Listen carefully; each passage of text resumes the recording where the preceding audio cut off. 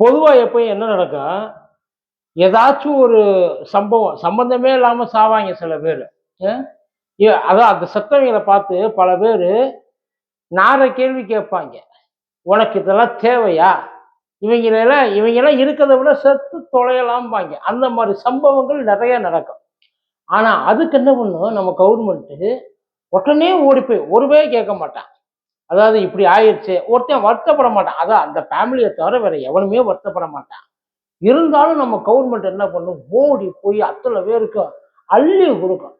Government கொடுக்கறத பார்த்து அந்த அந்த இதுக்கு அந்த சர்க்குலுக்குள்ள இருப்பாங்க பத்தியெல்லாம், இவன் கொடுத்துட்டானே நம்ம கொடுக்கலனா நல்லா இருக்காது அப்படின்னு சொல்லி இந்த ஆளுங்க கொண்டு போயிட்டு அள்ளி கொடுப்பாங்க.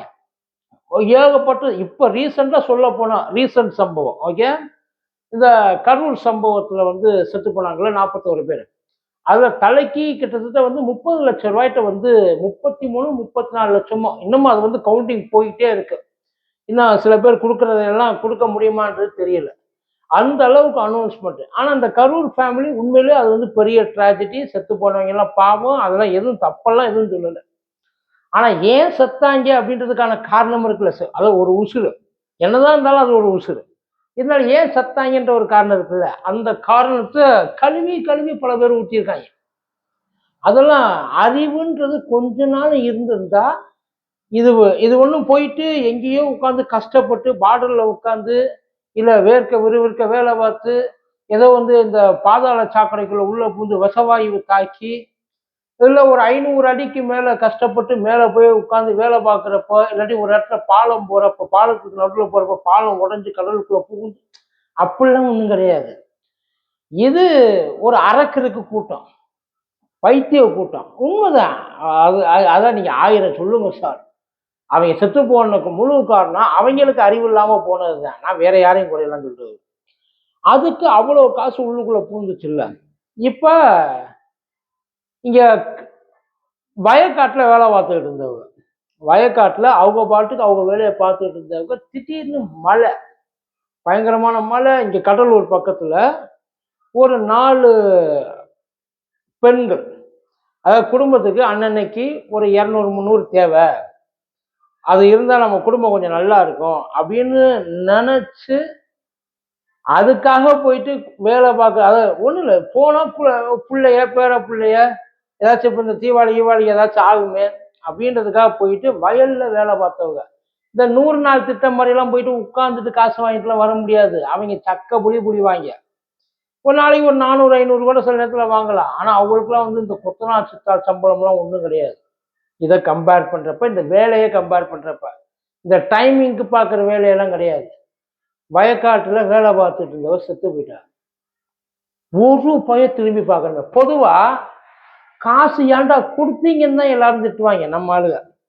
இவங்களுக்கு எதுவே பொழப்பா போச்சு. ஆனா இந்த முறை ஏன்டா காசை கொடுக்கலன்னு திட்டுறாங்க. காசை கொடுக்கலன்னா கூட பரவாயில்ல சார், ஒரு பய கண்டுக்க மாட்டேன்றான். ஒரு பய கண்டுக்க, அது ஒரு சாதாரண நியூஸா போயிடுச்சு. இதுக்கு கொடுத்தா உங்களை எப்படி தலைமையில தூக்கி வச்சு கொண்டாடுவாங்க. அவங்க எதுக்கு செத்தாங்க? அவங்க குடும்பத்துக்காக செத்தாங்க. இது ஒரு இயற்கை பேரிடரா? அந்த 4 குடும்பத்துக்கு இது ஒரு இயற்கை பேரிடர் தான். அந்த 4 குடும்பத்துக்கு இது பேரிடர் தான்ப்பா.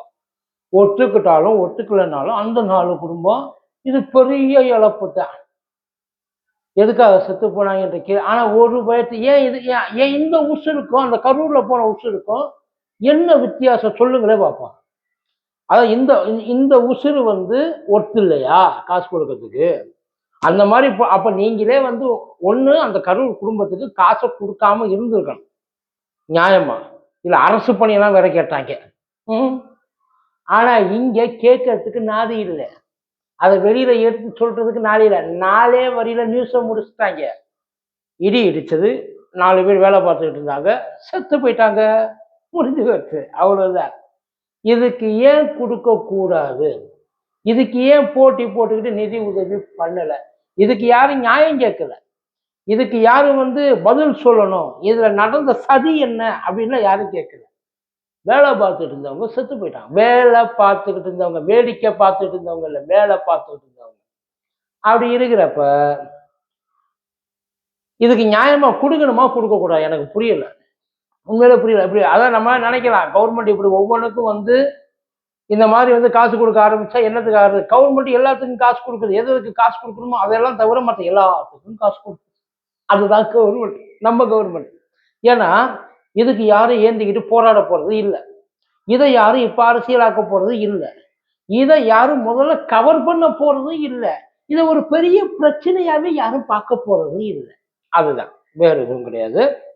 அதனால மட்டும்தான், அதாவது எதெல்லாம் வந்து கவர்மெண்ட்டுக்கு பிரச்சனையா திரும்புதோ, எதெல்லாம் வந்து அரசியல் ஆக்குற மாதிரி வந்து இது இருக்குதோ, அது எல்லாத்தையுமே கவர்மெண்ட் காசை கொடுத்து வாயை அடைக்கும். இல்லை அப்படின்னா அப்படி வேட்டியை தூக்கி போட்டுட்டு பின்னாடி ஆட்டிக்கிட்டு பேசாம கிளம்பிடும்.